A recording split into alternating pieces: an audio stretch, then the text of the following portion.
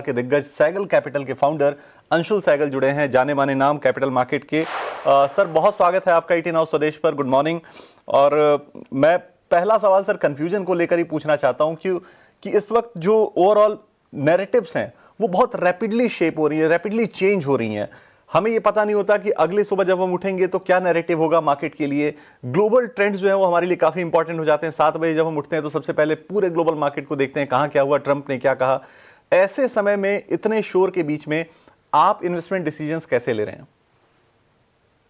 नमस्कार विकास, always a pleasure. बहुत valid सवाल है और इसका जवाब जो है वो आप मतलब आज के समय में जो हो रहा है उसको देख के वो ले नहीं सकते। आपको थोड़ा इसका लंबा परिप्रेक्ष्य लेना पड़ेगा। मैं जब मार्केट में आया था, या आप समझिए जब मैं कोटक पीएमएस ज्वाइन किया, तब सेंसेक्स होता था कुछ 21,000 पॉइंट। और अगले एक साल में वो सेंसेक्स गिर के 8,000 पॉइंट हो गया जब ये लीमन क्राइसिस हुआ। और उसके आप समझिए आज 16-17 साल हो गए, 18 साल हो गए हैं उसके बाद से। और मैंने भी कोटक को छोड़ दिया है और मैं अपना बिजनेस कर रहा हूँ। तब से लेकर अभी तक जो मार्केट है 8,000 पॉइंट से आज 80,000 को क्रॉस कर चुका है। मैं सेंसेक्स की बात कर रहा हूँ।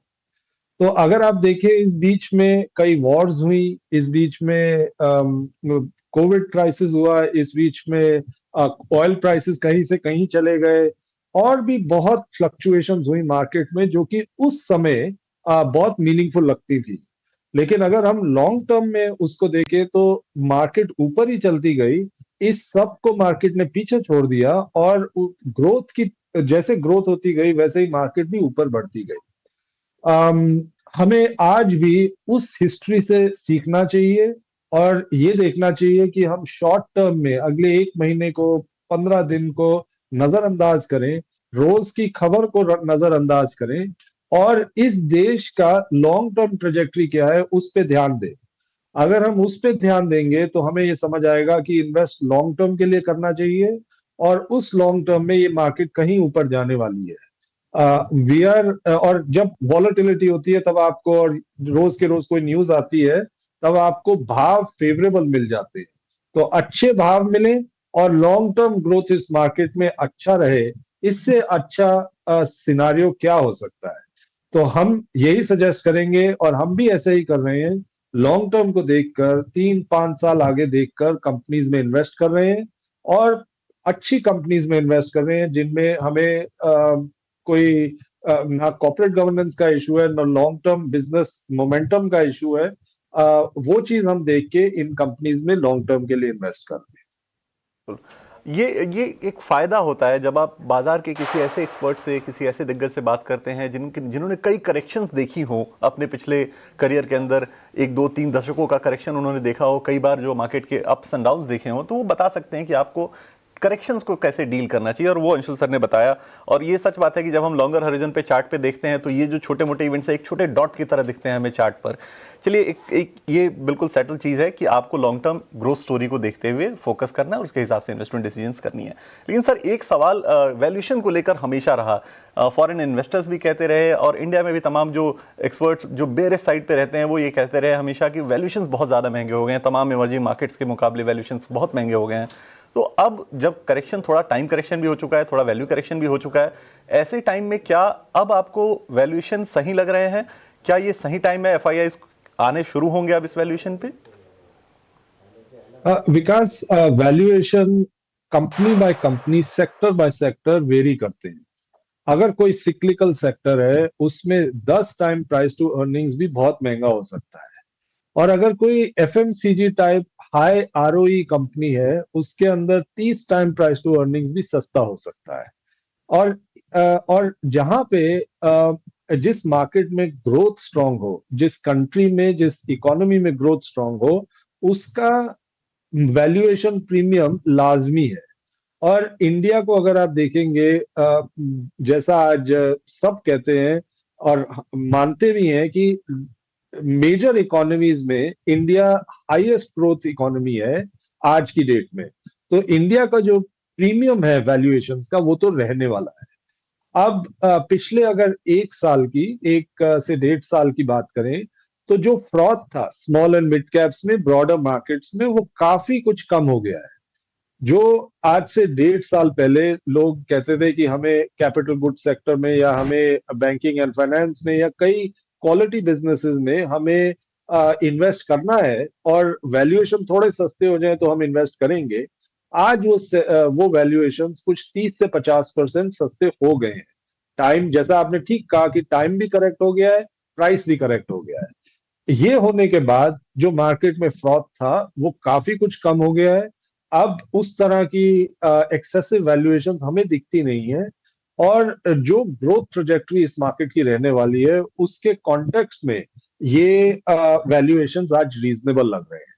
तो ब्रॉडर मार्केट्स हमें लगता है सस्ती हो गई है, ग्रोथ स्ट्रांग है, मैक्रो एनवायरनमेंट वीक था जो कि स्ट्रांग ही हो सकता है, और इसके चलते ये मार्केट रीजनेबली प्राइस्ड आज लगती है। बिल्कुल, बिल्कुल ठीक बात है ये कि इस वक्त वैल्यूएशन आपको सही मिल रहे हैं, आपको बस सेक्टर के हिसाब से देखना होगा। और सर ने बड़ी तरीके से एक चीज़ बताई कि अगर 10 का भी पी है, अगर सिक्लिकल ग्रोथ है तो फिर वो महंगा हो सकता है। तो आप सेक्टर वाइज देखें, शेयर वाइज देखें और अपने फाइनेंशियल एडवाइजर से निश्चित तौर पे सलाह मशवरा करें, उसके बाद ही अपने कैपिटल एलोकेशन को डिसाइड करें। लेकिन सर एक सवाल आपसे मैं कैपिटल एलोकेशन पे पूछना चाहता हूँ कि कई व्यूअर हमारे 12 से 1 बजे के कॉलिंग शो में फ़ोन करते हैं और वो पूछते हैं कि इस वक्त क्या हमें अपना एलोकेशन थोड़ा इक्विटी से कम करके फिक्स्ड इनकम की तरफ ज्यादा ले जाना चाहिए, क्योंकि इक्विटी में उनके 1 साल के अंदर कई बार रिटर्न नहीं बने, म्यूचुअल फंड के रिटर्न्स भी कई बार बड़े सबड्यूट से रिटर्न है।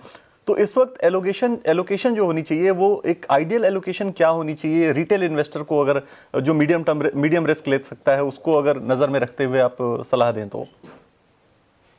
ये रिटेल इन्वेस्टर जो है या वो माइंडसेट जो है वो एक बड़ा यूनिक माइंडसेट है।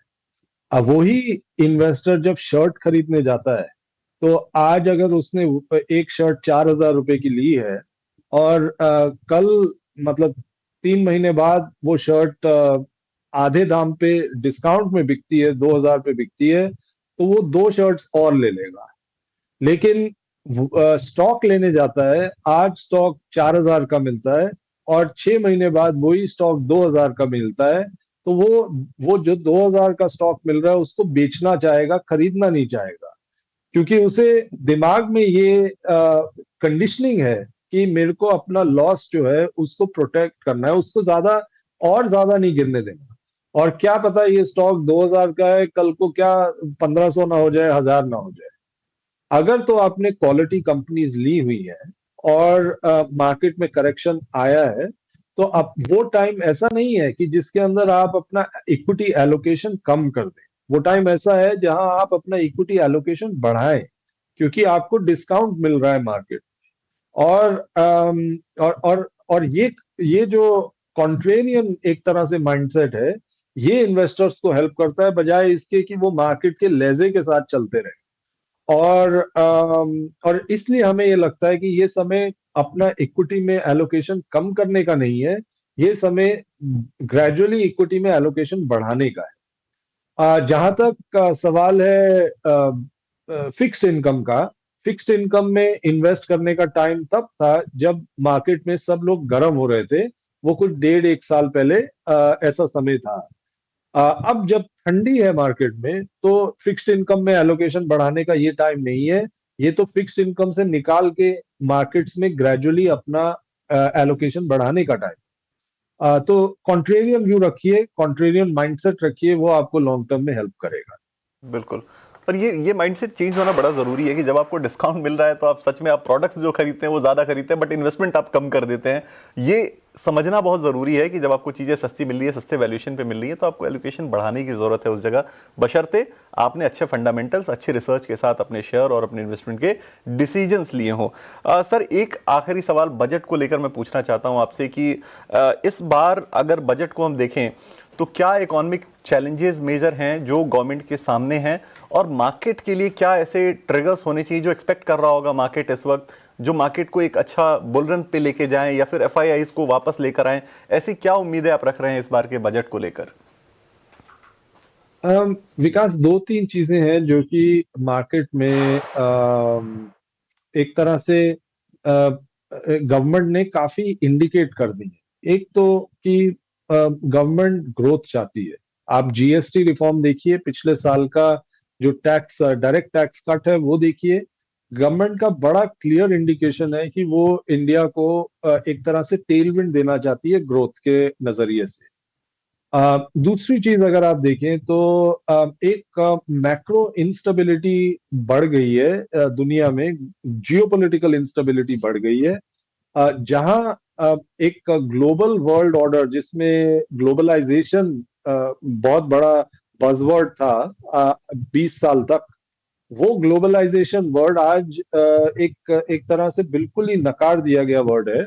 और हर कोई अपना अपना जो इंटरेस्ट है, पर्टिकुलरली यूएस के चलते, यूएस की जो पॉलिसीज है उनके चलते अपना अपना इंटरेस्ट प्रोटेक्ट करने की कोशिश कर रहा है। इस वजह से इंडिया को भी अपना जो मेन वीकनेसेस हैं उनको प्लग करना पड़ेगा। हमें लगता है कि वो वीकनेस हमारी मैन्युफैक्चरिंग में है, जिसको एक बहुत बड़ा पुश मिल सकता है इस बजट में। तो मैन्युफैक्चरिंग सेक्टर को बहुत एक तरह से टेलविंड मिलेगा।